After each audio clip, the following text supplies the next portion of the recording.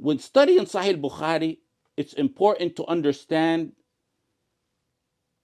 the title and reasoning behind why a particular hadith or verse were placed under that chapter.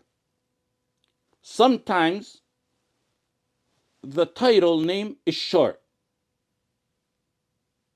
and it requires clarification because it's very short and summarized. Other times, his title is complete and explicit and crystal clear. And al-Bukhari has a habit of repeating the same hadith under many different chapters throughout his book. Sometimes he'll mention a very long hadith. In wajh al-shahid, when we say that, means the reason al-Bukhari rahimahullah ta'ala included the hadith under a specific chapter. That's called wajh al-shahid. The reason he would include sometimes a very long hadith under a chapter heading, is just for a few lines within that hadith. Sometimes it's a line, sometimes it's even less than that. Our main focus and our main study will be more on wajh al-shahid. The reason the al-Bukhari rahimahullah ta'ala included the hadith under that chapter. The statement or portion of the hadith that caused al-Imām Al-Bukhāri to include the hadith under the chapter. Al-Bukhari rahimahullah ta'ala ended his great book with the chapter on Tawhid. That's the end of his book. We said the chapter that we're going to study, Kitāb At-Tawḥīd, is the very last chapter of the book. Some stated that al-Bukhari rahimahullah ta'ala was criticized for placing Kitāb At-Tawḥīd at the very end of his book. Why would he place a chapter called At-Tawhid at the end of the book?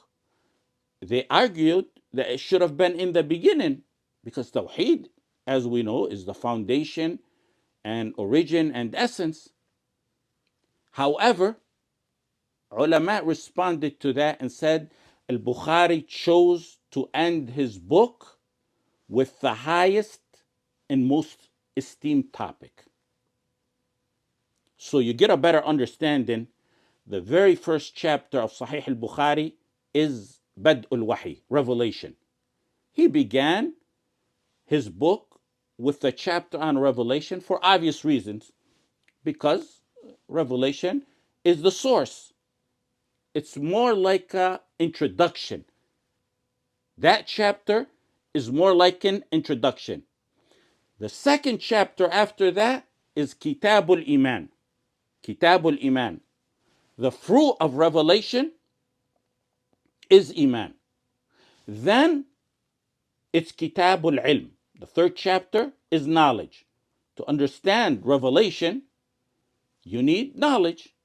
Wahy cannot be comprehended without knowledge. Knowledge is the foundation of learning how to deal with Allah subhanahu wa ta'ala, which is ibadah. And knowledge is the foundation for dealing with creation, which is referred to in the books of fiqh as al-mu'amalat. Those are the first three chapters of Sahīh Al-Bukhāri. And then he ended it with two chapters. Let me mention the last two. The one before the last is Kitāb al-I'tisāmi bil-Kitāb was-Sunnah. Holding fast onto the Qur'an and Sunnah. Because there's no way out of fitan except by i'tisām in Qur'an and Sunnah, as we all know. And then finally, the very last chapter is Kitāb At-Tawhīd. The foundation, Tawhid. It's the foundation of deeds being accepted. He left you with a chapter on Tawhid because it's the basis of success in dunya and in akhirah. It's the basis for steadfastness during trials and tribulations. And some nicely put it, some ulama said, افتتح بالأشرف واختتم بالأعلى. He started with the noblest and he concluded with the highest. Al-Ashraf, revelation. He started with the noblest, Al-Ashraf, which is revelation. He concluded with the highest, the A'la, which is Tawhid. He concluded with the chapter on Tawhid because it represents the ultimate goal. It's to emphasize that all you learned in my book, in the previous chapters, is futile without Tawhid. This final chapter serves as a message and a reminder to everyone.